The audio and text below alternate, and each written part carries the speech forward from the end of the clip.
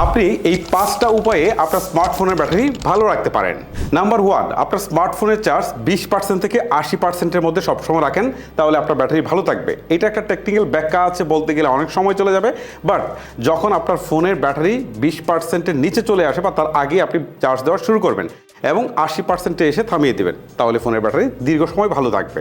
Number 2, ফোনের battery দ্রুত নষ্ট হয় মূলত ফোন গরম হয়ে যাওয়ার কারণে।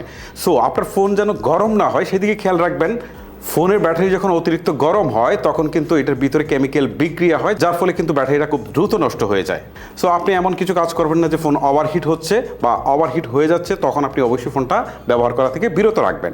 নাম্বার 3, আপনি অবশ্যই অরিজিনাল চার্জার অথবা সার্টিফাইড চার্জার ইউজ করবেন, পাশাপাশি কেবল ইউজ করবেন, তাহলে আপনার ফোনের ব্যাটারি লং টাইম পর্যন্ত ভালো থাকবে। নাম্বার 4, আপনার ফোনের অপ্রয়োজনীয় ফিচার্সগুলো বন্ধ রাখেন বা বেশি ব্রাইটনেস বাড়িয়ে রাখলেন সেটাকে অটো করে দিবেন, ওয়াইফাই ব্যবহারের পর বন্ধ করে দিবেন, ব্লুটুথ ব্যবহারের পর বন্ধ করে দিবেন, অটো সিনক্রোনাইজেশন এইগুলো বন্ধ রাখবেন, অটো আপডেট এইগুলো বন্ধ রাখবেন, তাহলে আপনার ব্যাটারি লং লাস্টেবিলিটি বাড়বে।